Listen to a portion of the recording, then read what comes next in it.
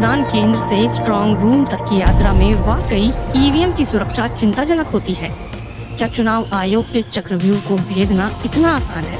Strong room का मतलब है कि वैसा कमरा जहां की सुरक्षा अचूक है और अनाधिकारिक लोगों की पहुंच असंभव। भारतीय चुनाव में स्ट्रांग रूम का मतलब निष्पक्ष और पारदर्शी मतदान और वोटों की गिनती से है।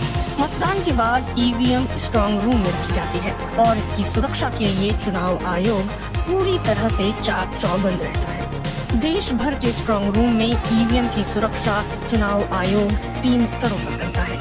इसकी सुरक्षा के लिए केंद्रीय अर्धसैनिक बलों की तैनाती रहती है।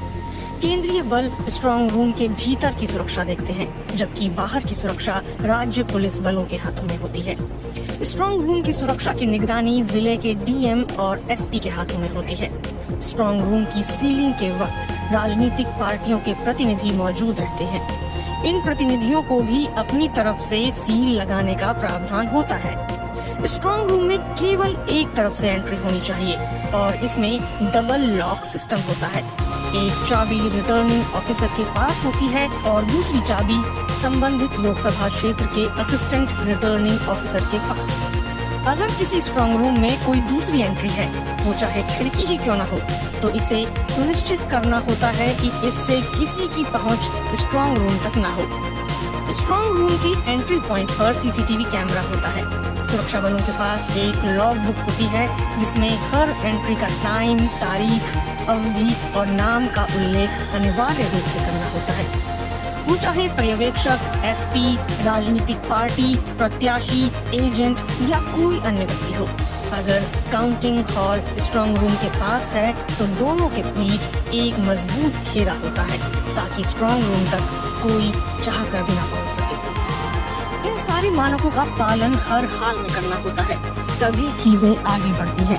अगर काउंटिंग हॉल और स्ट्रांग रूम के बीच ज्यादा दूरी है तो दोनों के बीच बैरिकेडिंग होनी चाहिए और इसी के बीच में ईवीएम काउंटिंग हॉल तक पहुंचनी चाहिए। वोटों की गिनती के दिन अतिरिक्त सीसीटीवी कैमरे लगाए जा सकते हैं। स्ट्रांग रूम से काउंटिंग हॉल तक ईवीएम ले जाने को रिकॉर्ड किया जाएगा ताकि कोई फेरबदल न हो।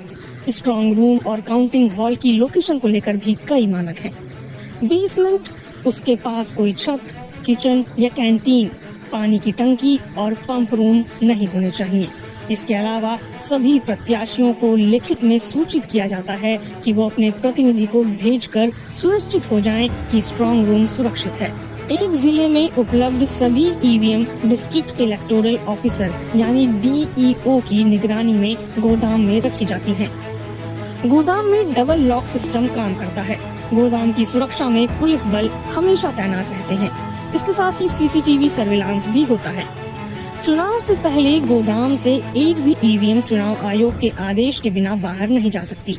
चुनाव के वक्त ईवीएम की जांच पहले इंजीनियर करते हैं और यह जांच राजनीतिक पार्टियों के प्रतिनिधियों की मौजूदगी में होती है।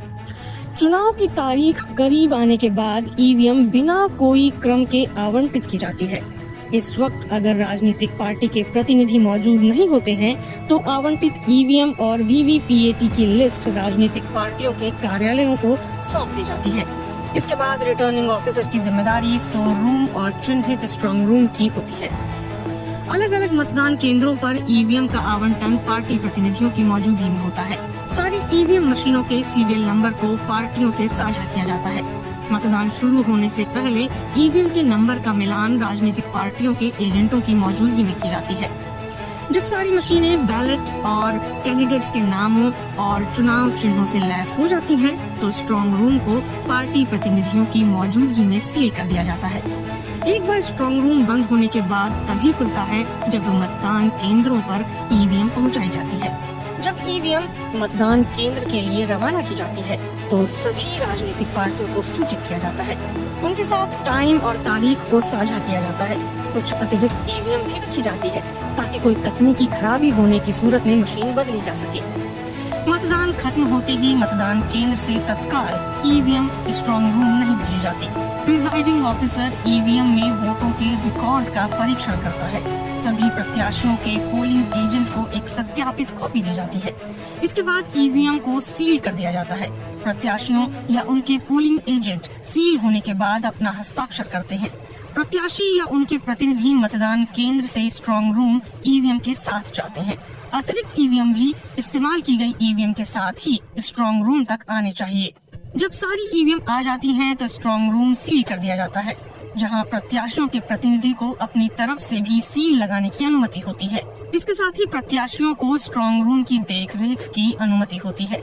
एक बार स्ट्रांग रूम सील होने के बाद गिनती वाले दिन ही सुबह इसे खोला जाता है। अगर विशेष परिस्थिति में स्ट्रांग रूम खोला जा रहा है तो यह प्रत्याशियों की मौजूदगी में ही संभव हो पाएगा।